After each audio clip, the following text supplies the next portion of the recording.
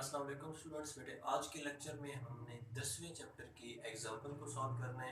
तो बेटे फर्दर जो है इंडिविजुअली एक एग्जाम्पल को सॉल्व करते हैं। बेटे मैं आप लोगों को एग्जाम्पल सॉल्व करने का पैटर्न या न्यूमेरिकल सॉल्व करने का पैटर्न बारहा दफ़ा क्लास में भी बता चुका हूँ।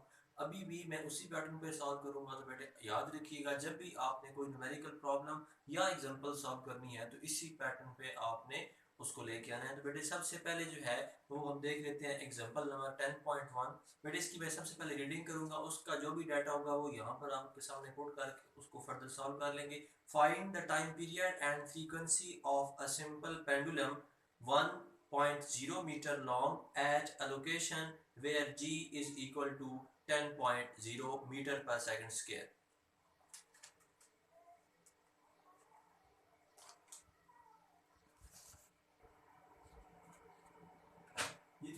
ये पैटर्न आप लोग अपने स्क्रीन के सामने देख सकते हैं। यहाँ पर मैंने तीन किस्म की हेडिंग्स बनाई है। Heading number 1 is given data, heading number 2 is to find and heading number 3 is solution.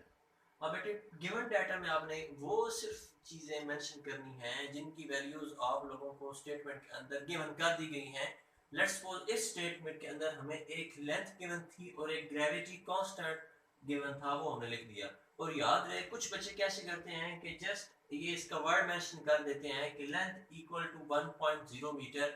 कुछ बच्चे ऐसे करते हैं कि just L is equal to 1.0 metre लिख देते हैं। तो बच्चों ऐसे करना है कि दोनों चीजें लिखनी है। Length is equal to L is equal to 0.1 metre, same as gravity constant is equal to G etcetera. It's mean कि जो भी चीज आप लोगों को स्टेटमेंट के अंदर इसकी वैल्यू गिवन है वो आप लोगों ने गिवन डाटा की हेडिंग के अंदर लिखनी है। पूरा वर्ड भी लिखना है और उसका सिंबल भी लिखना है और आगे वैल्यू विद यूनिट लिखनी है। नेक्स्ट बेटे देखें टू फाइंड। टू फाइंड के अंदर सिर्फ 1 2 3 4 वो चीजें लिखनी है जो बेटे आप लोगों ने उस स्टेटमेंट के अंदर फाइंड करनी होती है। लेट्स सपोज इस जो हमारी एग्जांपल 10.1 है इसमें हमने दो चीजें फाइंड करनी थी। Number 1 is time period. Time period is equal to t is equal to question mark, same as frequency is equal to f is equal to question mark. ये दोनों चीजें फाइंड करनी है।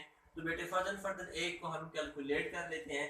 सॉल्यूशन में देखें एज वी नो दैट, ये line आप लोगों ने हर जो भी फार्मूला लिखना है उससे पहले लिखनी है। इसको मजीद जो एक्सटेंड भी किया जा सकता है। As we know that time period can be stated as, लिया आप सिर्फ सिंपल तरह लिखते हैं एज वी नो दैट तो इट्स टू मच इनफ।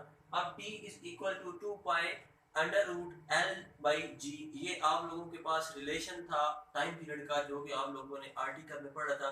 बेटे वैल्यू पुट करने से पहले एक लाइन लिखना जरूरी है, यानी कि आपने रिलेशन लिखा है जो भी जिसमें आप वैल्यूज पुट करने जा रहे हैं, इसमें वैल्यूज पुट करने से पहले एक लाइन लिखते हैं जिसमें आपने लिखना है by putting given values we have, by putting given values we have.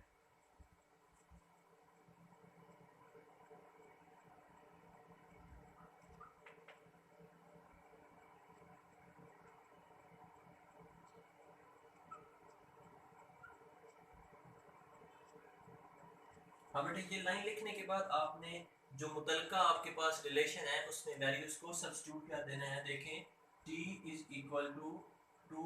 अब बेटे नेक्स्ट है पाई। पाई की हमारे पास जो वैल्यू होती है वो होती है 3.14। ये एक पाई कांस्टेंट है 22/7, जिसको हम कैलकुलेटर से फर्दर सॉल्व करें तो 3.14 आता है। इसमें वैल्यूज को पुट करें। बेटे नेक्स्ट L था, L की वैल्यू हमारे पास गिवन थी 1.0 डिवाइडेड बाई G की वैल्यू हमारे पास गिवन है कितनी 10। बेटे जब इसको आप कैलकुलेटर से फर्दर सॉल्व करेंगे तो इसका आंसर, तो बच्चे मैं डायरेक्ट इसका आंसर लिख लूंगा, आपने इसको कैलकुलेटर से सॉल्व करना है। उम्मीद है आप लोग इतने बड़े हो गए हैं कि ये तो आप सॉल्व कर ही सकते हैं। बेटे इसका आंसर आ जाएगा 1.99। टाइम पीरियड का यूनिट होता है सेकंड। बेटे यहाँ पर जो है वो आप डायरेक्ट जो है वो अपना यूनिट्स को पुट करके इनको फर्दर कैंसिल आउट करके भी ये वाला आंसर यानी कि सेकंड्स में निकाल सकते हैं। तो एक रिक्वायरमेंट हमारी जो है वो कंप्लीट मुकम्मल तौर पर हमने सॉल्व कर ली है कि टाइम पीरियड हमें चाहिए था वो हमने फाइंड कर लिया। दूसरी चीज फ्रीक्वेंसी स्टिल अभी बाकी है। तो बेटे हम फिर करेंगे 9।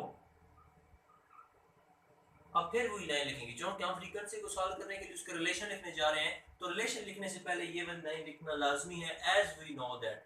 या तो पूरा लिखें as we know that frequency can be stated as, या सिर्फ इतना लिखते हैं एज वी नो दैट उन्होंने पढ़ रखा है कि फ्रीक्वेंसी टाइम पीरियड के रेसिप्रोकल होती है, उसको उल्टा देने से, टाइम पीरियड को उल्टा देने से वो फ्रीक्वेंसी के इक्वल होते हैं। तो अब बेटे इसमें भी वैल्यूज पुट करेंगे। पुट करने से पहले याद रखना है ये वाली लाइन लिखनी है, by putting given values we have. मैं नहीं लिख रहा, डायरेक्ट वैल्यूज को सब्स्टिट्यूट कर रहा हूं। आप लोगों ने ये लाइन किसी भी रिलेशन में वैल्यूज को पुट करने से पहले लाजमी तौर पे लिखनी है। तो बेटे जब इसमें वैल्यूज को पुट करेंगे, 1 डिवाइडेड बाय t की वैल्यू हमारे पास है 1.99 सेकेंड्स जी। तो फ्रीक्वेंसी का बेटे आंसर हमारे पास आ जाएगा 0.50 हर्ट्ज। बेटे फ्रीक्वेंसी का जो यूनिट होता है SI वर्ड्स होता है। तो इस तरीके से हमारी 10.1 जो है एग्जांपल वो कंप्लीट हुई है।